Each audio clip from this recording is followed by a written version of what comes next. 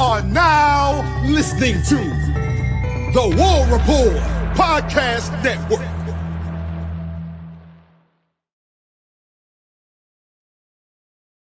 Yes, sir. What's up, everybody? Welcome into this Thursday night edition of the Up Tempo Podcast.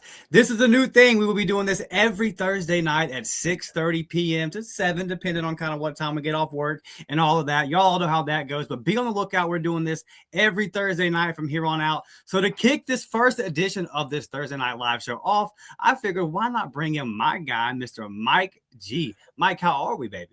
We're good. We're good, Dustin. Did my one-on-one with Alex Golesh this week. So excited to release that. Our members will get that interview tomorrow morning. Everybody else will get it sometime next week. But boy, let me tell you something. He said some things that got me going there during that interview. I can't wait to see how it all turns out. Yeah, I'm excited that you were able to come on, buddy, because my backup plan was to talk basketball, and I don't really want to do that tonight. I don't really want to do that tonight. So I want to talk to you about Alex Golesh because I've been on a lot with you guys over at the War Report in the last couple of months, but I don't think I've had you on maybe since AG was hired. So just kind of get some initial thoughts now because not a name, Mike, that we were familiar with. We know there were some other names earlier in the process after Hugh Freeze was let go that Auburn was, trending for, and we heard a lot about. So you had kind of reported there was a mystery candidate out there. Turns out the mystery candidate ends up being the guy, right? Yeah. And so as this has all gone on, we've kind of learned a lot about his background, his story, his life story, and his coaching career, where he comes from, his play, his style, his play calling, that whole process. We're learning a lot here about a guy that we didn't, frankly, know a whole lot about. Just your initial impressions, Mike. You're there every day. You're as close to the program as anybody. You talk to players, you talk to assistant coaches, and you just sat down with AG and got a good glimpse of it yourself. So just kind of, as we sit here today, he hasn't coached a game yet, but I do know that you're optimistic that Auburn got this one right. What are kind of some of the things that you're hearing, that you're seeing, that you're around that leads you to that optimism? I had a 1-hour conversation with Cody Burns, just talking about, coming back to Auburn and Alex Golesh and his process. And he said, Mike, that, in life, and I've heard this quote before, but, if you've heard this quote, stop me. But like in life, there's two types of pain you can choose: the pain of discipline or the pain of regret. And their mission here is to get everybody to buy into the pain of discipline, because that's what pays off in the fourth quarter. That's how you hold on to the ball in the fourth quarter when the game's on the line. That's just, that's how you don't fumble the ball. That's how you make the right pass. That's how you make the play when the game is on the line. And Dustin, they got to reset a little bit. Some of the guys who are coming over understand what Golesh demands. The guys who are here are learning that. So part of what makes me excited is, I guess, the guys who transferred over from UCF, it was about 11 to 13 guys that came over. They are helping these players understand what the expectation is. And guys seem to be buying into that. One of those guys we're going to talk about, tonight. We got a clip. Mm-hmm. But man, I think that it's going to be more of a cerebral process, and it starts at the top because the head guy is very, very cerebral. And what do I mean by that? Like, if you've ever talked to somebody who's extremely smart, their mind works a certain way.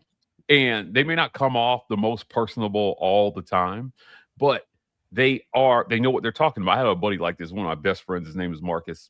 And I mean, he's read more books than anybody I know. He has an opinion on literally everything.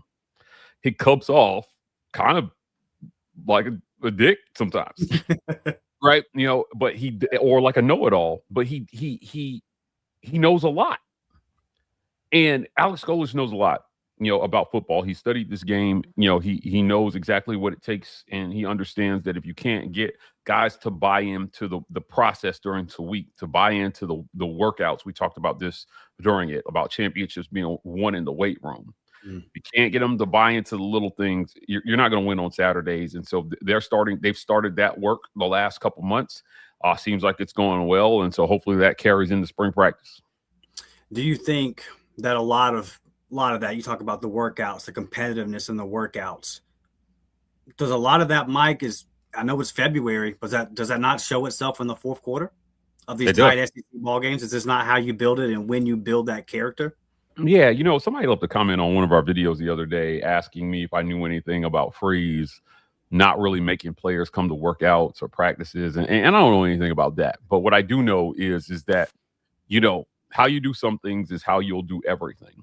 And like one of my greatest examples of this in sports, he revolutionized the game, was Tiger Woods, right? Tiger was the first golfer we saw that really worked out. Worked out. Yeah. He could hit the ball a mile. He was strong. He had forearms, his crazy forearms.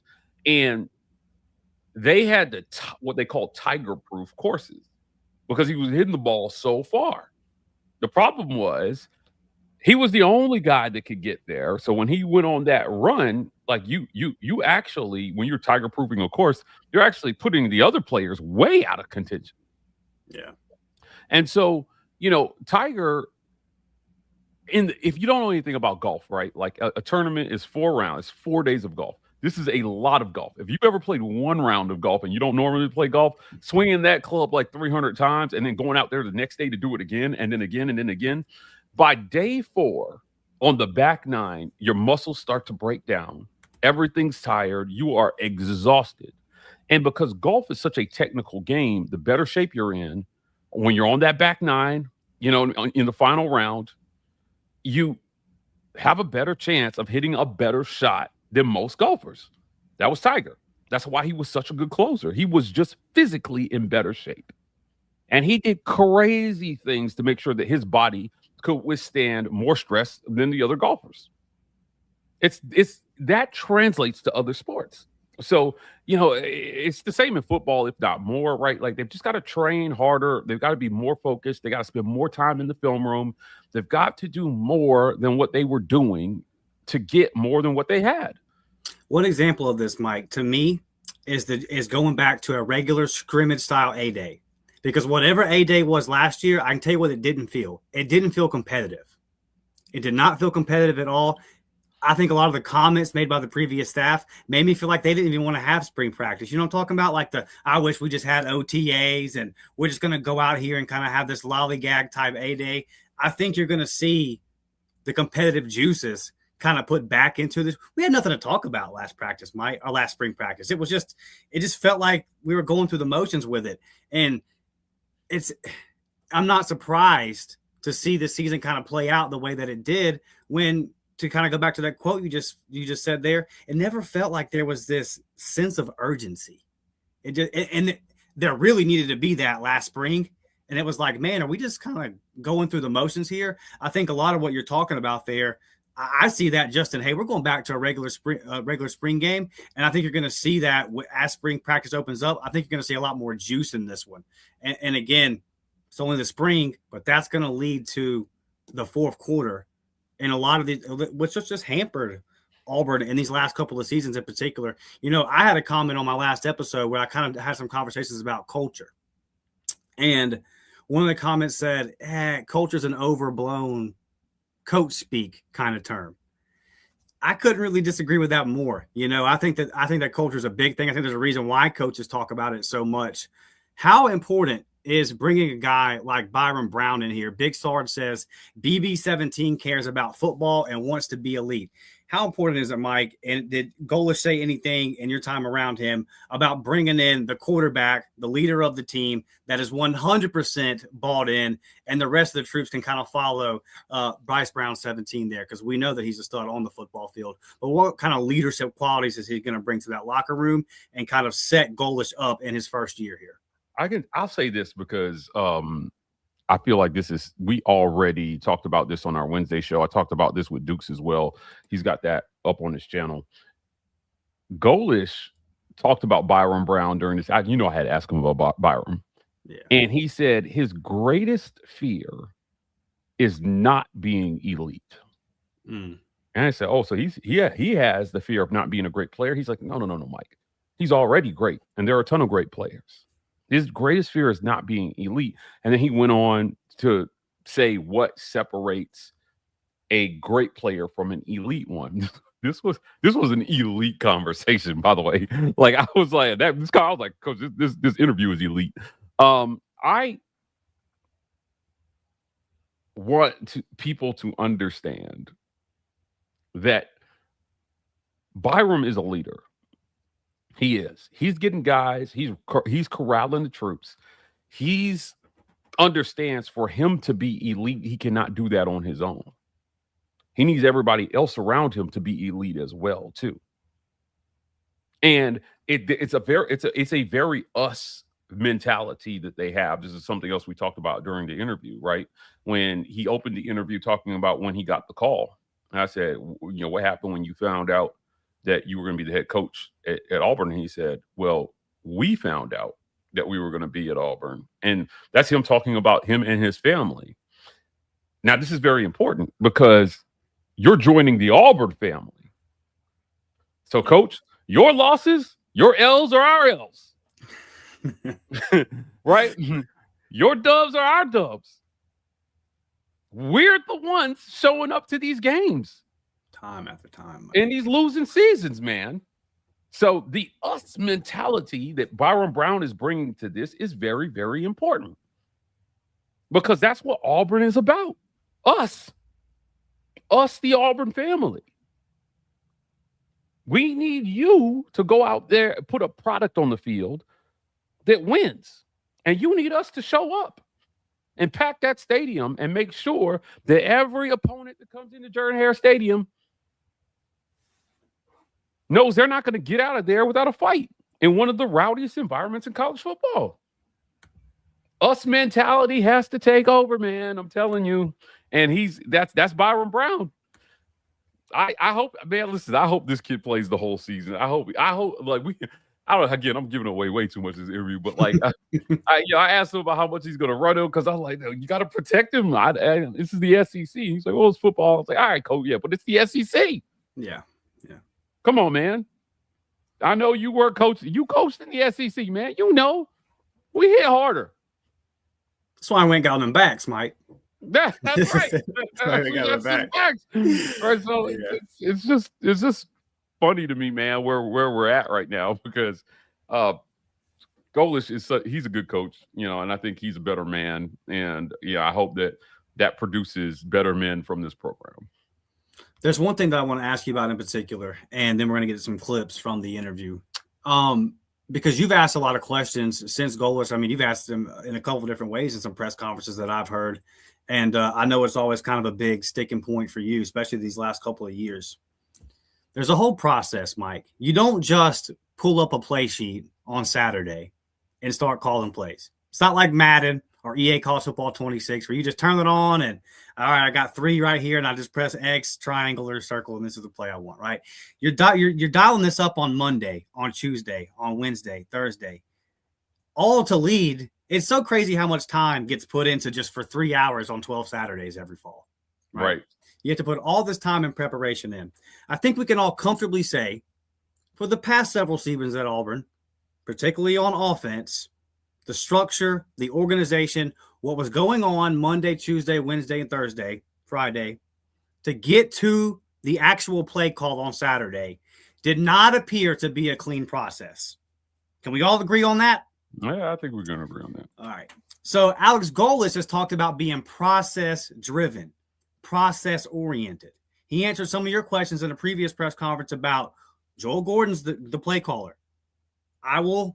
He said that he will get in at times and he will interject and say, I want one here. And he said, I feel pretty confident when I do that it works. And then Gordon backed that up. He did. But to me, I did an episode a couple weeks ago about what are some of the factors, because we know what DJ Durkin's going to bring on defense. I'm not even worried about it. Has the personnel changed? Can it be as good? Whatever. It'll be fine. In DJ Durkin, I trust on that side of the ball. But in terms of cleaning up this process, and I will continue to point back to that 4th down a couple years ago in Athens, Georgia, because that's the shining example to me, to where it became very clear. You didn't have to have any inside information. You could be Joe Blow sitting on the couch in Auburn, Alabama, and you could see on that 4th down and then the interviews that went on all week where your head coach and quarterback were arguing that this process is flawed. What gives you confidence that is going to be cleaned up. Because in my opinion, if that gets cleaned up, that in itself, the Auburn offense gets better. Byron Brown helps. There's a lot of changes that can go on to help. But just that alone, Mike, would be something that has hindered this offense the last 3 to 4 seasons going away. How confident are you in the process that when we get to calling this 3rd and 2, this 3rd and 3 that Auburn has to have, that everybody's actually going to be on the same page this time? I am 100% confident everyone will be on the same page. I'm 50-50 on whether it works. Okay. Right. So, and we'll see. I think that a better process will have better results, but am I 100% sure? No. Right. But you know why? Because again, this is the SEC. There's a guy on the other side of the field whose literal job is to stop you from accomplishing what you're trying to do. Right. How much better is our coaching staff going to be than those guys? I think that is the question that we have. Now, I have no questions about whether the process will be good enough to produce a result that is acceptable to fans. But, again, will it work against the opponents that you're up against is something that we all just have to wait and see. A lot of very, very good coaches coordinators who became head coaches, and it didn't work out for them. Right. Doesn't mean that they're bad coaches. Yeah. It's seasons and times and fit at the time. All that has a lot to do with it. So I just want to make sure that I distinguish what I'm saying I'm confident in here. I'm confident that the players will be on the same page about what to do. Will it work is a completely different question that nobody knows the answer to yet. That's something that we have to wait and see. So will it have a better chance to produce a positive result? Of course. We're all on the same page and it's the right call, then yes. You could have the right call and everybody not be on the same page, and then it doesn't work because everybody wasn't on the same page. Doesn't mean it was a bad call. But I think we see after Derek, I had a very, very off the record conversation with Derek Nix recently. And I'm being careful with my words here, was very happy that he got to show the world what he could do as a play caller over those last 3 games. I think we have eyes, so we saw that it was markedly better than how it had been going. And the question that I've got for my next interview is a doozy. Is what did you think when you saw them go a completely different direction from what you had been doing as soon as you were going? Did you watch that game? I have a question. What happens after you get fired, right? I've never been fired. I've quit. I put in my 2 weeks, but I've never been fired.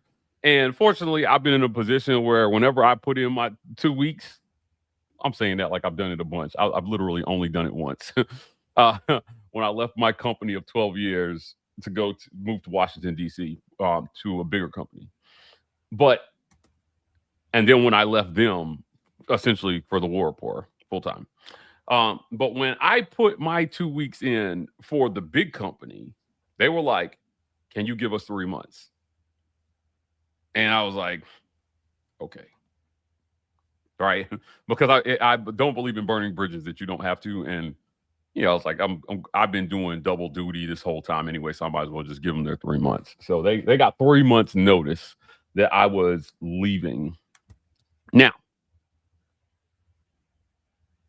I can tell you that after I was done, I didn't want to hear shit about what was happening with that company. Nothing at all. Like nothing. Right. So I have questions about what do you do?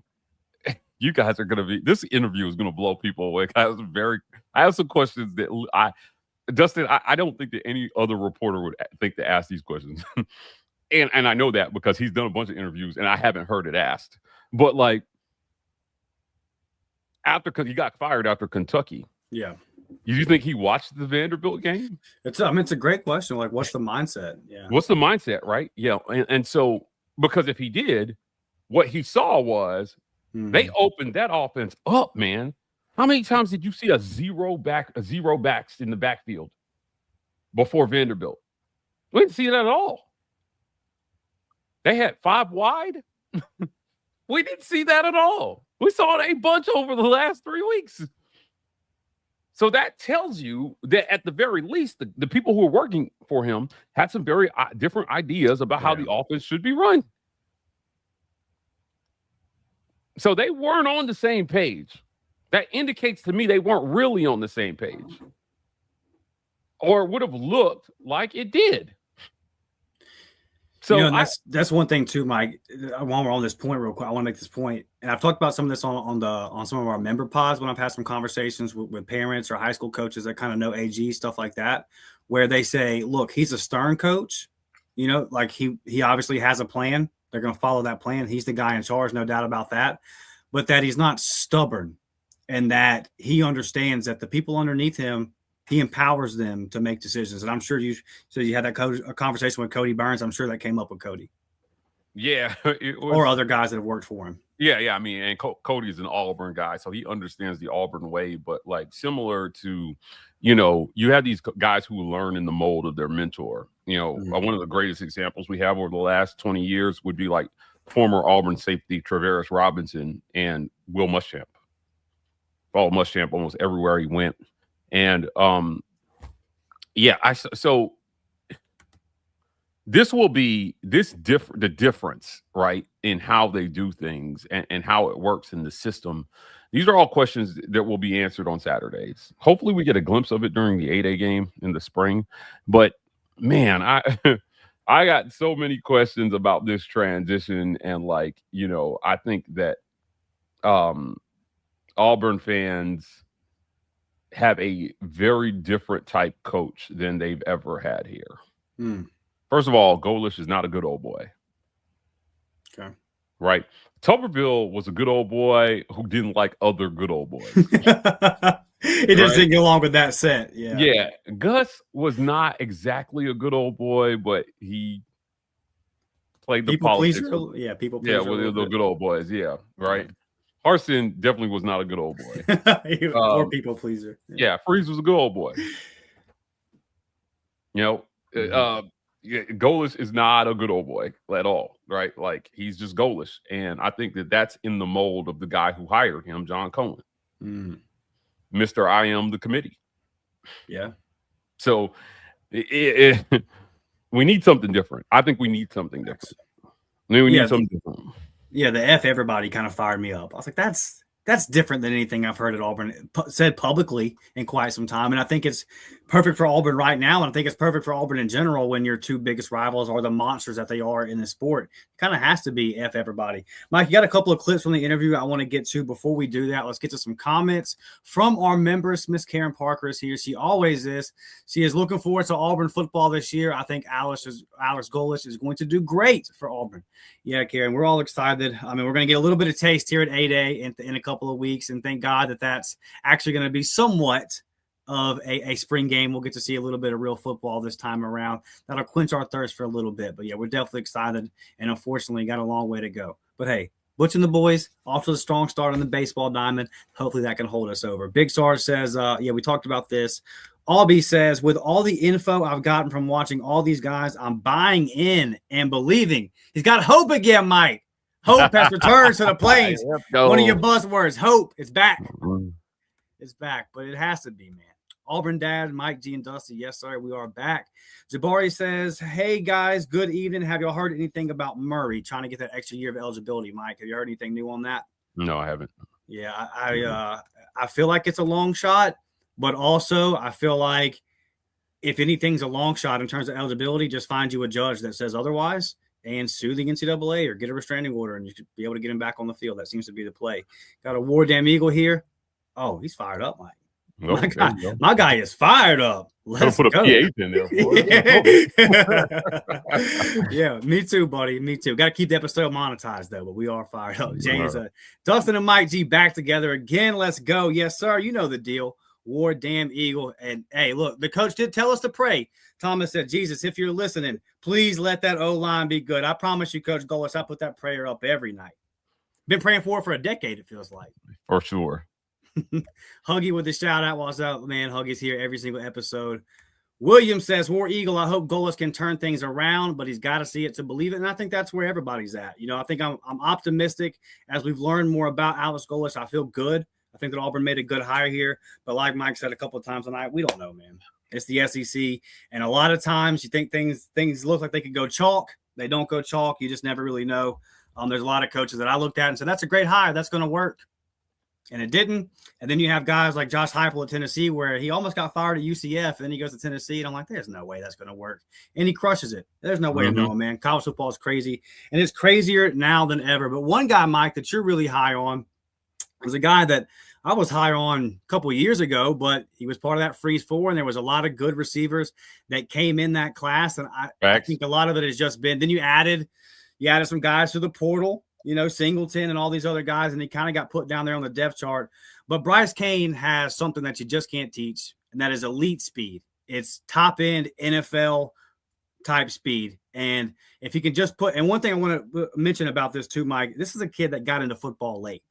He played baseball there at Baker High. His brother was a big-time baseball player as well. He played baseball for a long time, didn't get into football for his first year of football. And so I believe it was his sophomore year, maybe even his junior year of high school. So a late bloomer, but one Bryce Cain, man, kind of starting to turn heads. He's been in here a couple of years, could have left. There were some other opportunities out there on the table for him. He came out, made a big statement that got a lot of Auburn fans to rally behind him and said, look, I'm here. I want to be a part of this. I want to be a part of turning this thing around. And he's all bought in with the new staff and the new coach, Alex Golesh. And I know that Coach Golesh has had some positive things to say about Bryce Cain as well. And you're expecting a nice breakout season from Bryce, right?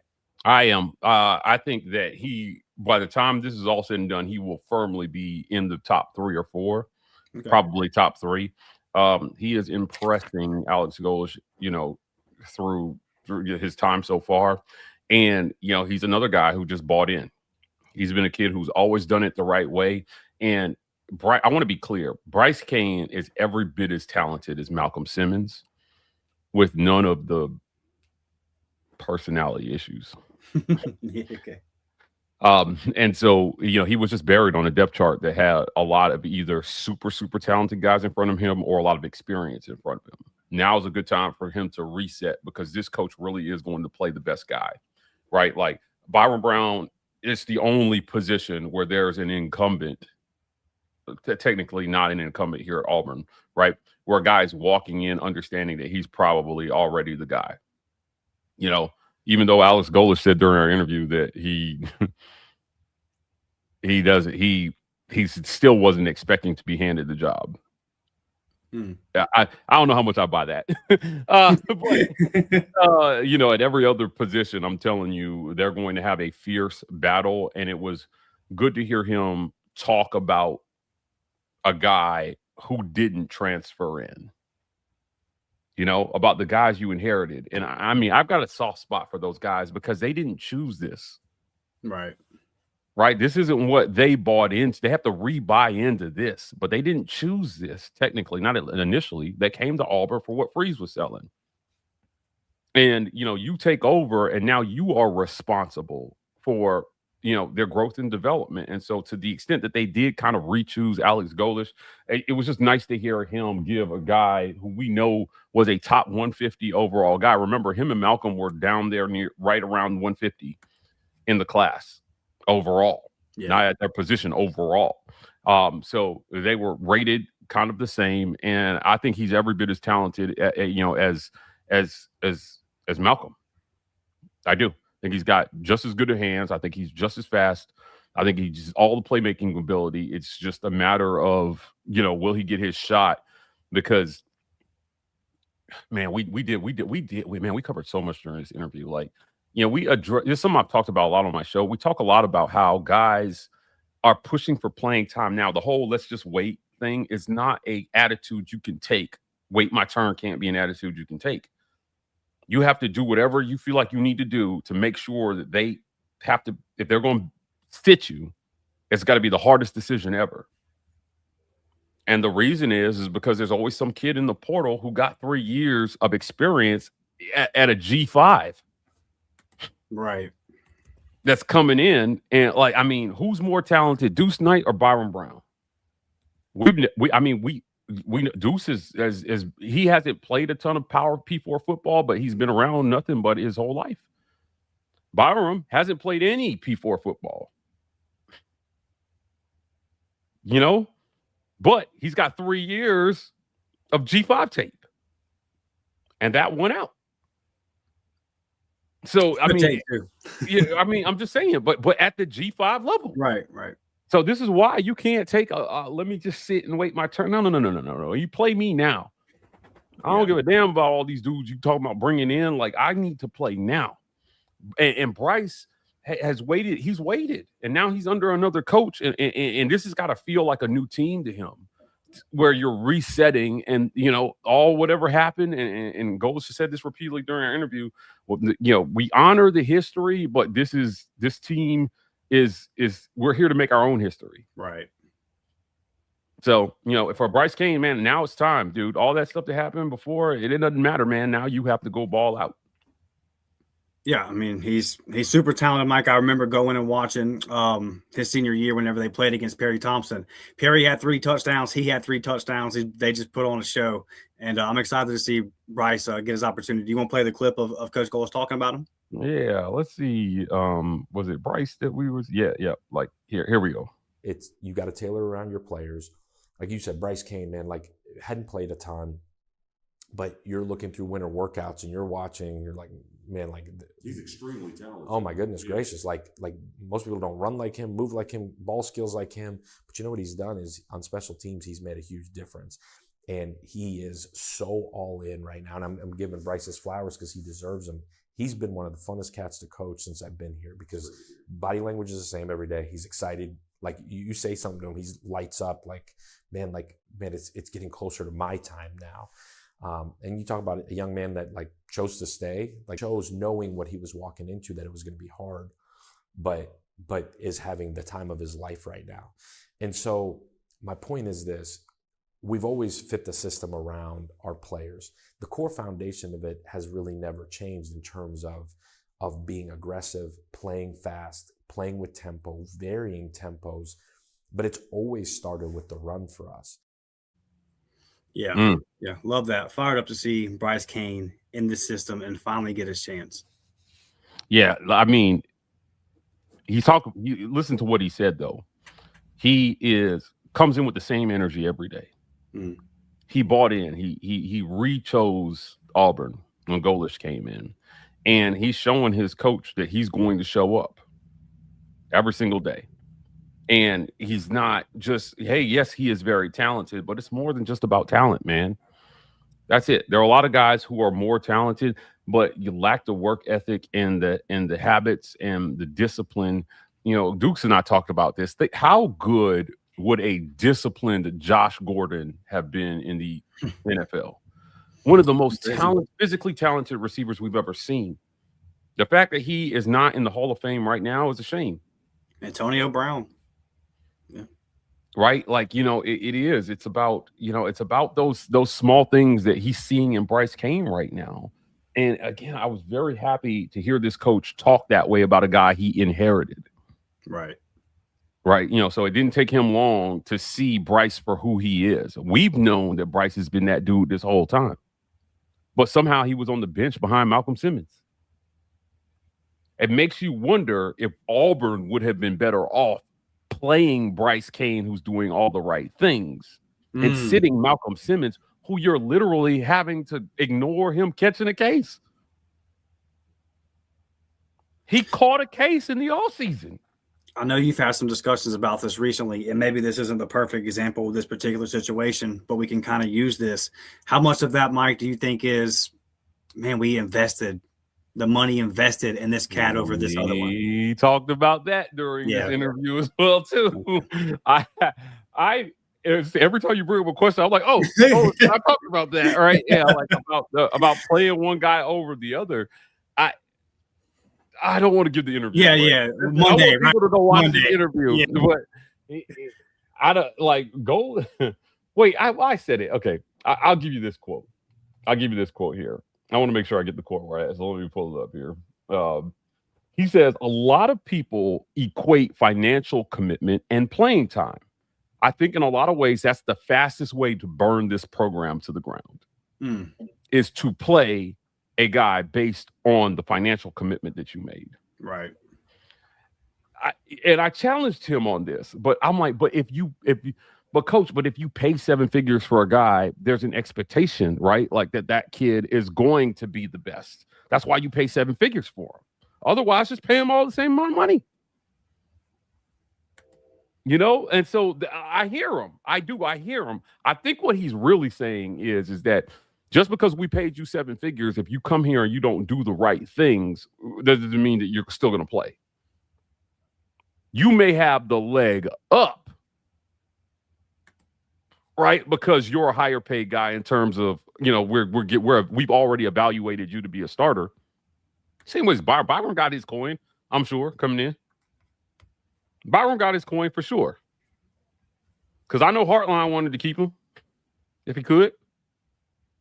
However, right, like, I mean, it's just, but Byron still got to come in and do all the things that he had been doing at USF.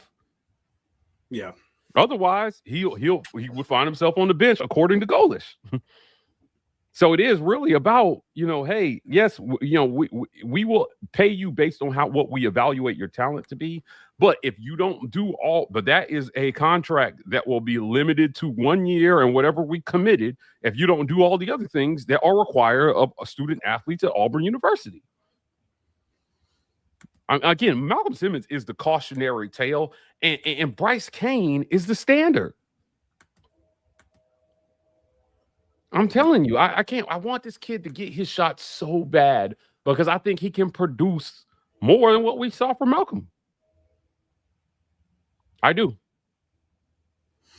Yeah, I mean, all the talent's there, Mike, and there's a lot of reasons why Auburn kind of needs that to happen or something like that to happen. One, I love it when you're able – look, Mobile is a critical recruiting ground for Auburn. You get kids out of Mobile, get them to Auburn, get them to produce for Auburn. It's only going to help you in the future. Baker High School, that area is going to put out more studs that Auburn wants. That's the first part. The second part of it, Bryce Cain's a great kid, comes from a great family. Like you said, he does everything right, want to see him succeed. And then third, it's that story of staying. With 40-something new players and all of this transition to say, no, listen, I believe in Auburn. And, you know, Mike, ask Jeremiah Wright at the Senior Bowl. I said, buddy, you stayed through everything, multiple changes. You stayed. Mm-hmm. When no one else does, or at least it's, you know, not a lot. There's a lot of turnover when there's a coaching change happen. You stayed through it. You stayed loyal to Auburn through, never had a winning season. Why? He looked at me and said, simple. He said, I told my mom and I told my grandmother when I committed to Auburn that I was going to commit to a school. And he said, I committed to Auburn because I loved Auburn. And he said, that was a decision that I made when I was going to come. He said, I didn't want to be somebody that transferred a lot. But he said, you know how hard it is to leave Auburn? I just loved Auburn. And I was like, man, that's great to hear. And for Bryce Cain to be the next example of that and to actually see him have success, that would be awesome. Let's get to a few more of these comments, and then we're going to get out of here. Hummer999 says, if he doesn't show up and buy in, bitch him. Yeah, I mean, look, you gotta show up, man, and be 100% bought in. And I'll always say this. I think some of these guys, Mike, the Hugh Freezes, the Jimbo Fishers, you see it happen to Dabo Swinney right now. I just think they came into the game and had some success one way, and then the game shifted right underneath them. And I think they're struggling to keep up in a lot of ways. And here, give this guy the money and get like that's how we got to get him. We got to get him. And then you see Dabo saying, "I'm not going to participate at all." You know, like you see a lot of these older guys kind of scrambling, trying to figure it out. It's going to be the ones that adapt, like it always is in football. Football is always changing, right? That's why Nick Saban lasted so long. He adapted. 1 year he was in front of the NCAA screaming, no more up-tempo offenses. It's bad for the players on my defense. It's unhealthy. And then the next year he hired Lane Kiffin and ran it because he was always adapting. That's why he was successful for so long. Right. Alex Golesh is going to be successful at Auburn. He's going to have to kind of adapt with the times as they continue to change. Some of these older coaches, you see them not being able to do that, and it's crumbling underneath their feet. Devin is always here, always supporting the Up-Tempo Podcast. He's always supporting you guys over there as well, Mike. We love Devin. What's up to you, Devin? Good evening to you and the family. Hope you are well. Got some gifted memberships gifted away, my guy. Let's go. Gifting away 10 gifted memberships. We will have a Saturday morning live show for the members only. We will break down some film of a high school commitment in the 2026 class, preview the basketball game, and we will talk about some baseball. Busy times on the Plains right now, even though it is not football season. And once that spring practice gets kicked up, it is going to be really busy time. Softball, they're killing it over there. So we got a lot of stuff to talk about. So being here Saturday morning, we'll say 9:30-ish a.m., we'll have a members-only live show. So check your emails. If you were just gifted one of those memberships, tap in. And thank you so much, my guy, for gifting those out. Really, really appreciate that. I had a couple of more comments that I wanted to get to. Robert says, Dustin was so upset to lose Deuce, but he could end up being super unbelievable, so understandable. Robert, I really wasn't that upset, buddy. And that's not a knock at Deuce. I was very high on Deuce coming out of high school. I loved Deuce out of high school and still love the prospect that is Deuce. But one, I kind of understood we were getting Bryce Brown most likely. And Byron Brown, how many times I'm probably gonna call him? I do it too. I do it. Yeah, it's gonna happen. It's gonna happen. Yeah. He took us to the Final Four. Okay. We're used to saying his name, but yeah, I kind of understood that Brown was going to be coming in, and you can check my X post throughout the season. I posted a lot about Byron Brown for a guy that wasn't playing with Auburn. I've been high on him for a minute. Look, I'm still high on Deuce the player, but I really wasn't that upset, Robert, just because I kind of understood that was probably going to be part of the process, and we'll see how it all plays out for him at Ole Miss. It's just I've used this example a lot. I wasn't a big retention guy, Mike, before AG was even hired, because I didn't know how possible it was going to be. I always kind of viewed it as, and look, I wanted to keep a lot of those guys, no doubt. But I always viewed it as I've been at jobs where a new manager comes in. And I've left jobs before when a new manager came in that I didn't even have beef with the new manager. It's just I was hired by the old manager to work in their system and do a certain task. And then when the new manager comes in and says, we're doing it this way, it's like, well, that's cool, but that's not what I got hired here to do. So, so because of that, I was hopeful. I definitely thought this is what made me optimistic. And even though it didn't work out, I was happy with the plan that they put forth. When all of that was going on, I said the best path here is Byron Brown for 1 year and see if you can convince Deuce to be QB2 for just one more season. I thought it was a smart play. It just didn't work out. Yeah, I think that the problem for Deuce was there was not enough time for them to form trust. Yeah, it makes sense. There just wasn't enough. And I don't blame Deuce for this. Like, fans pretending like this was a no-brainer for Deuce to sit behind Byron a year.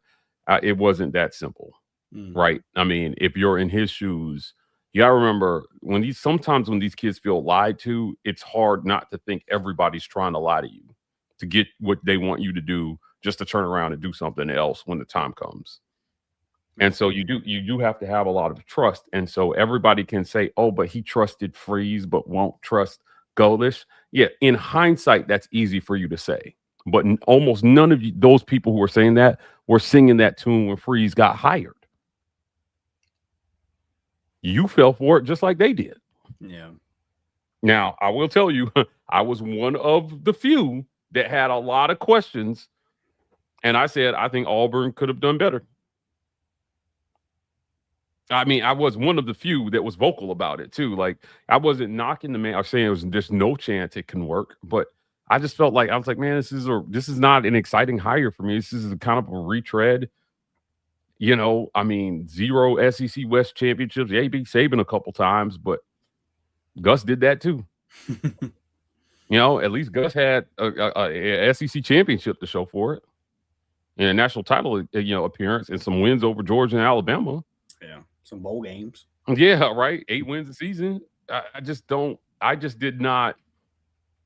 And so I understand Deuce's position here. It's, again, I'm going to go someplace where, and regardless of what happened with Trinidad Chambliss, right? Like, he did that under the understanding that Trinidad was gone, right? And so at the very least, he would be in an actual QB battle this spring.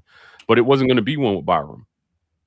That's it. I mean, that's the bottom line. And now the clock is ticking on your eligibility, and he's itching to get out there. I mean, you know how good he probably felt after Mercer?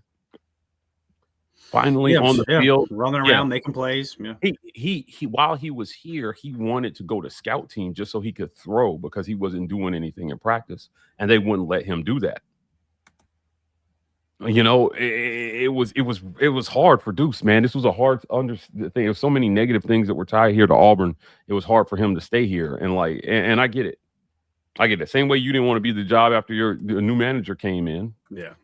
Right. You know, for him, it was the same feeling. So if fans have to just understand this, like I think Deuce is going to do well. I think he's going to be a star in college football in 12 to 18 months.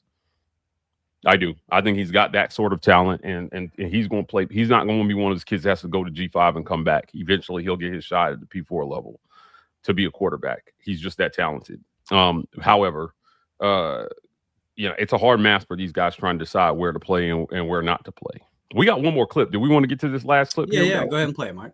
Yeah, we got one more clip here of Alex Golesh talking about like the balance of run and pass in the playbook. He said we're going to run the football. A lot of great receivers were recruited here over the last couple of years, and Auburn ran a lot of 12 personnel. What's the balance? I know you talked about forming a system around the talent that you have. Do you have a grasp on whether you will lean more run heavy, or is the whole playbook open with the guys that you have right now? I mean, Chas Nimrod, I think, is extremely underrated. It is not being talked about enough, right? You got Keyshawn Singleton to come on over here. You inherited a former top 150 player in Bryce Cain, who I still think can do great things on the football field. You know, how open is this playbook with the roster that you have this spring? Yeah, I think where we have continued to have success on offense is we have done a really, really good job of evolving. And I think most great coordinators in general do. You evolve. And you evolve two ways. One, based on your personnel, but two, trends of what you're getting defensively. Evolution. You evolve based on your personnel. And so, this spring, we'll see what that evolution looks like, Dustin, once they get a good handle, even better handle on their personnel. Right now, he's finding out that the great things guys like Bryce Cain could do.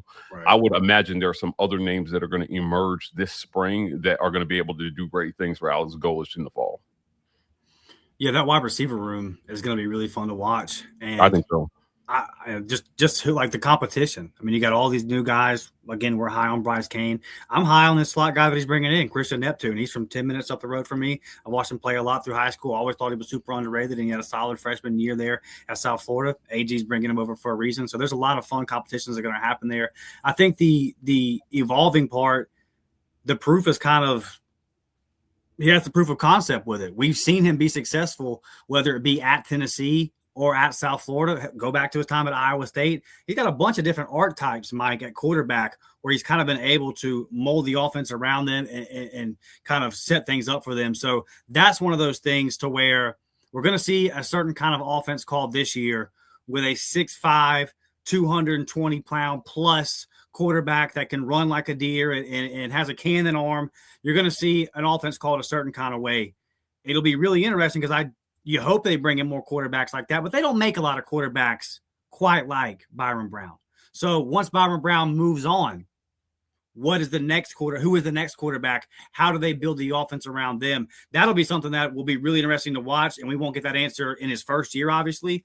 But I think that's something we've seen because Auburn's we're going this offensive route again. There was a lot of conversations about, will the next head coach be a defensive-minded guy because we keep going offense and they're not working. One thing I think we've seen kind of plague Auburn offensively this last decade, Mike, I think some of these coaches are pounding their head against the wall trying to get quarterbacks to fit their system, and it's not really their strength. Yeah. And I think a Bo freshman, a Bo Nix's freshman year is kind of an example of that. We've got some more where it's like we're asking Peyton Thorne to do certain things that maybe you're not putting him in the best position to win. It's just been a long time since I have watched an Auburn game. It really took Derek Nix to kind of go back to that. It really was Derek Nix was finally where I looked at it and said, you know what? Today I felt like Auburn called plays that put their quarterback in the best position to be successful. Right. We have not seen that at a long time from the head coach. We keep having these offensive-minded guys. You would hope to see that at some point. man, if he could do that, Mike, it sure would be refreshing. It would be refreshing indeed. Look, I mean, I think what it boils down to is you've got a lot of opportunity here to really surprise some people. Yeah, man. You know, with the schedule and like, you know, with the things that we have coming, Justin, this schedule is it's brutal, but there is also some opportunity in it as well too, for Auburn to really do some great things if you can get off to a fast start. And that's what it's going to take, man. Clean that September slate. I mean, look at the schedule, right? Right? They should be able to do some good things in September. I think 4-0 is not completely off the table. But you know what? Unfortunately, 0-4 is not completely off the table for October. I'm sorry. Yikes. Yeah. At Tennessee, at Georgia, home versus LSU, and at Ole Miss. Yikes. And then a very manageable November. I think this season will be defined by what they're able to do or not do in October. Right? 2-2 in October, you're gonna have at least an 8-win season in my book. 2-2 in October, 8-win season. 3-1 in October, Auburn's going to be knocking on the door of the playoffs if they could pull off a 3-1 October. If you can get October with only one, and I don't think it's likely to happen. I think it's barely possible at this point. It's tough. Yeah, it's tough. It's tough, right? Yes, I don't want anybody to hear me say, "Oh, well, Mike G said Auburn's going to make the playoffs." But if for some reason the ball bounces the right way and Byron Brown ends up being the reincarnation of Cam Newton, you know, a lot of people, if you had called it for an undefeated season in 2010, a lot of people would have called you a crazy person. Yeah. Facts. If you had called for a national championship appearance in 2013, they definitely would have called you a crazy person coming off 3-9. Yeah. So, you know, I mean, this schedule represents some real opportunity, I think, for them to surprise some folks. But the process has to take hold early and quickly. And that's why you got to come out. And if you are better, if you're a better coach, Freeze beat the shit out of Baylor. Yeah. With Jackson Arnold and was so proud of himself for running the ball. Alex Golesh and Byron Brown at Auburn, man, and we took their running back too. We took Bryson. Yeah, for facts. Come on, man. Beat them. Beat those jokers. Their quarterback's going to the pros. Yeah. Yeah, I mean, they got Lagway. I think Sawyer's better, but that's just me. Yeah, he's definitely a better passer. Yeah. He was one of the best passers in the country last year. He was great at the Senior Bowl practice all week, buddy. Yeah. He was better. I know. He was great. Beat Baylor, man. Those jokers are crazy. And they think they could beat Auburn in Jordan-Hare East. Which is, I mean, come on, man. It's Atlanta.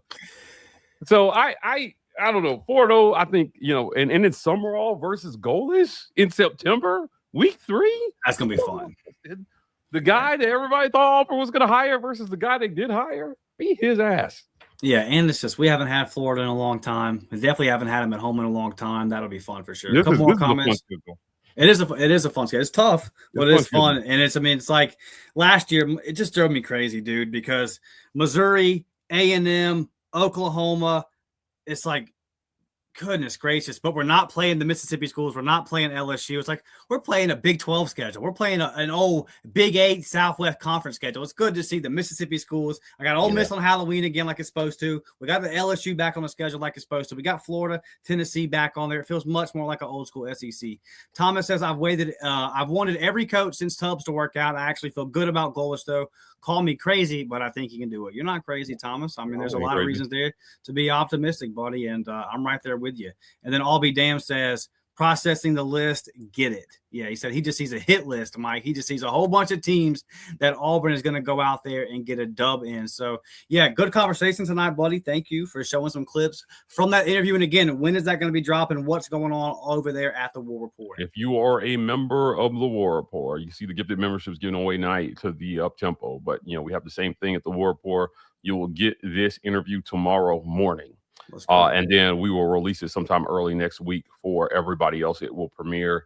I dropped a couple of clips on social media, so follow me at Mike Gittins right there on the screen on Twitter. You know, we'll drop a couple more clips before it debuts for everybody. But this was a great interview. Yeah, good stuff, Mike. They're always great when you sit down and do them. We always learn a lot, and really looking forward to that one for sure. So, members of the War Report, stay on the lookout for that tomorrow. We got new show times, guys. We'll be back this Sunday morning, 9 a.m., like we always are with our guy Nick Frazier. Tuesday, 10 a.m., and then tonight, Thursday night, 6:30 p.m. Those are the new show times. Y'all know the deal. Like this video, subscribe to the channel if you haven't done that yet. Again, members, we will have a members only live show for you guys Saturday morning. Going to shoot for 9:30 a.m. I'll let you guys know for sure in that member group chat. And if you're over there on Spotify, Apple, wherever you get your audio, turn on your automatic downloads, leave a 5-star review, and follow us over there. We will be back Sunday. Go check out all the great work that Mike's going on over there at the War Report. Love you guys. Appreciate you for tapping in. And as always, it's War Damn Eagle, baby.